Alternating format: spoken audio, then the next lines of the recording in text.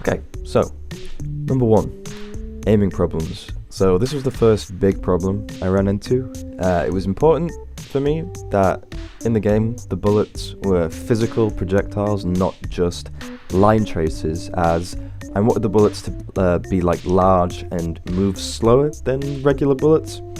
So just have more of kind of a visual impact, so you could see where it's going. But having it that way came with the issue of the projectile having to hit exactly where I aimed the crosshair. So this caused problems as the crosshair was in the center of the camera and always stayed there, but the gun, at first anyway, was at an offset angle to the camera during gameplay, meaning as the projectile is fired straight forward from the barrel of the gun, it would hardly ever line up with and hit the object in the game world that I was aiming at. So I managed to fix this issue using what I already had in the BPs. So there's an invisible sphere positioned just in front of the barrel of the gun, and this sphere is where the projectile spawns.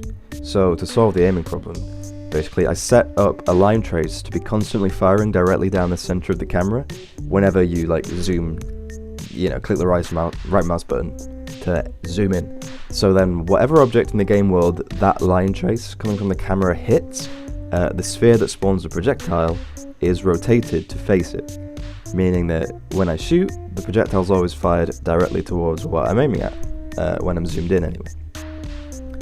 So number 2 was the glass. So I stuffed the glass using a destructible mesh. I'd originally wanted other physics objects in the game, aside from just the bullets, to be able to smash the glass when it kind of rolls into it or hits it or whatever. However, I could only really seem to do this in a way that meant I couldn't stand on the glass without it smashing, or like walking into it and it smashing, and I also couldn't stack the glass blocks on top of each other as they'd destroy each other. I fixed this issue in the end by keeping it so only the bullets can smash the glass pretty much. This affected some of the puzzles I planned to make, but I managed to change them without the quality suffering, so it was kind of fine in the end. Number 3 was multiple firing modes. So in my original pitch of the game, the main part of the gameplay was going to be transforming into different types of gun to solve different puzzles. However, it soon became apparent that this was beyond the scope of the project. Not necessarily in terms of it being too difficult to accomplish in general. I'd already kind of had a go at setting up the lightning gun that I was going to have, and I planned a few mechanics to use it for. But just even with just the one firing mode, which was the bullets, there was quite a lot of potential just for puzzles and gameplay that it kind of felt unnecessary to introduce, an arbitrary number of different guns and be constantly introducing new mechanics in what was just meant to be a short vertical slice of a game. So this issue wasn't too hard to fix, as I really hadn't made a huge amount of progress in terms of the multiple firing modes anyway. I'd only really set up the visual side of the lightning gun. So at the suggestion of my tutors, I decided to drop the idea, at least for the time being for this submission, and instead just focus on getting good gameplay with the simple bullet mechanics. This was a good move in my opinion, as it meant that I didn't get bogged down with too many blueprints and was able to actually get some puzzles made, actually get some levels made, so it was all alright in the end. Okay, so number 4 was water. So as part of one version of my level designs, I made use of water, which made you move slower and sink downwards, kind of obviously water physics.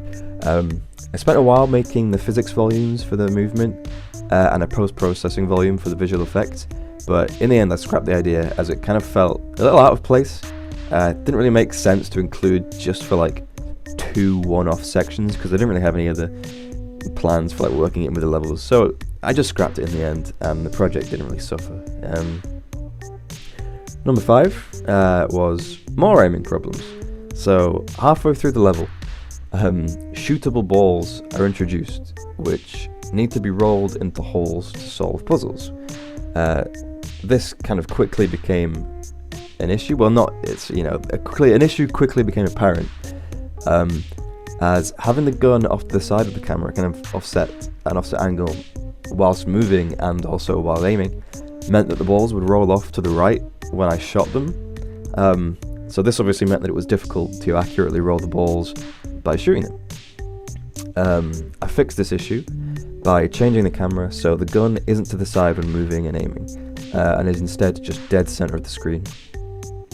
This makes it a lot easier to line up shots of the ball, making puzzles less annoying to solve, which was important to me as the ball puzzles are a decent part of the level and I didn't want them to become too frustrating, really. However, the new camera angle kind of took away some of the character from the gun somehow, as noticed first by myself and also by my tutors. But even so, I kind of deemed the new angle a necessary change for the gameplay, so, despite losing some of the, maybe a little bit of personality, I stuck with it just for the sake of gameplay. Number 6 was collision problems. So this one was a pain.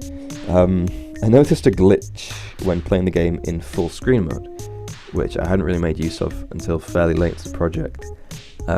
Sometimes when shooting things, particularly the targets and later on the glass, the bullets would just kind of phase straight through them without, interacting them. It wouldn't happen every time, but enough to definitely be a problem. Later on in development, one of my playtesters, and then later still another, reported it happening even when not in the more kind of CPU intensive, or GPU intensive, whatever, full screen mode. So this kind of prompted me to properly look into it.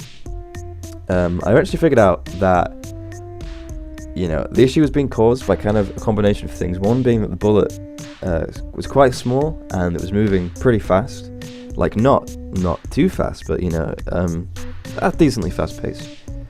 And then also in certain sections there would be, there's just more strain on the computer, which causes the frame rate to drop. And kind of both of them put together, I couldn't quite pin it on one of them, though I kind of have a suspicion that it was partially more to do with the strain on the computer dropping the frame rate, but I didn't fully figure it out. But I managed to kind of, fix it by doing two things. First, I added like another invisible sphere to the bullet blueprint, which had collision instead of the bullet mesh, and I sized it up until the issue didn't occur. And that worked for a while, at least until later on when I had more lights in the game, I had more objects in the game, I had more textures, which kind of caused the frame rate to drop further in certain sections, which then, the issue presented itself again. So I eventually just kind of turned down the graphics, which caused the frame rate to go up, which then seemingly fixed the problem. So that's kind of really how I ended up, fixing that. Didn't fully manage to kind of figure it out, but turning down the graphics, making the frame rate go up, seemed to do the best job at fixing it. So number 7, I had quite an issue trying to implement glass that respawns when you shoot it.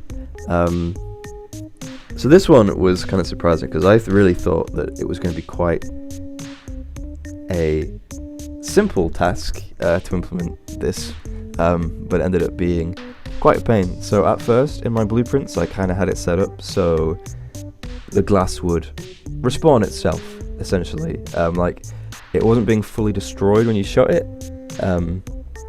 It was leaving behind like a cube that was just invisible, and then it was set to respawn the glass part at that set point.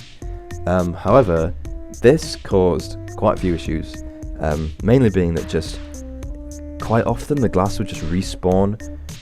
It was respawning on top of a blueprint that was already there, and it was respawning kind of the entire blueprint, which would then cause issues, especially when combined with the fact that the collision for the glass kept on giving me problems, similarly to the targets before, where the bullet would just either it would hit the glass and nothing would happen, or it would kind of zoom past the glass very close, but even so it would still play the kind of glass shattering sound, meaning that kind of, it was registering some collision, but then the blueprints are only getting halfway, where it would play the sound, but the glass wouldn't smash, and so then you wouldn't get the physical effect of kind of being able to then roll balls through it. So this was kind of really annoying because I really wanted to have this. It added to kind of the puzzles towards the end of the game, And I thought it was just a good kind of addition, because I'd had glass that you smash and it's gone. I had glass that you can't smash and it was more of an obstacle. And I just really wanted to implement this glass that, it respawned, because it meant certain puzzles had to, towards the end of the game anyway, kind of had to have like a time-based element to them. I like that, because it kind of prompted you to think fast. Originally, I spoke to my tutors about it, and I got help with a fix. And that fix involved using the level blueprint instead of the glass blueprint itself. And I had to make an empty actor with the exact same transformations as the glass. And then at the start of the gameplay, the glass was going to spawn, where that empty actor was with the exact transformations. And then once I destroyed it, the level blueprint would then respawn it, after a delay. So this worked pretty well. Didn't always fix the collision issues though. But it was a good kind of temporary fix until in the end, I kind of ended up figuring out that, I ended up not being able to implement it for a second piece of glass, and could only really figure out how to have it for the one. So this was quite a big problem, because I had multiple instances of this, respawning glass. So I really wanted to change this. So I thought, I'll just ask my tutor again. They'll be able to show me how to fix it. But in the meantime, when I discovered, when kind of just messing around with stuff, that sometimes when I shot just the regular glass that I'd never had an issue with before, it wouldn't smash. It would have the same issues where it'd have like collision problems, where like maybe the bullet would hit it but it wouldn't smash, but it would play the smash sound. But even so, the glass wouldn't smash. It was kind of getting halfway through the blueprint. So this ended up prompting me to kind of look into it a bit further. So eventually figured out that glass wasn't smashing because it was to do with what I think anyway was the thickness of the glass. I simply made the instances of it thicker until it was smashing every time, which was a good fix. But then with the respawnable glass, that had the further issue of sometimes it going wrong when it would spawn on top of itself. And I couldn't quite manage to fix it until I changed how it smashed. So I ended up smashing it by making a new blueprint, which was the glass destroyer, which I would place kind of above the glass, and then, within the glass blueprint, I could select which destroyer it was going to be destroyed by, and then with the destroyer, I can select the glass to destroy. And what happens then is, since I knew that it was registering some collision, because it would always play the sound, I could kind of reliably cast to the glass destroyer, which would then fire a line trace towards the glass, and that was what was making the glass smash. So this ended up fixing all the issues pretty much. Ever since implementing this, I've never had it not smash how I want, kind of exactly how I want it to work. So that was my fix. I'll put some footage on the screen so you can kind of see more what I mean. But in the end, that's how I fixed that problem.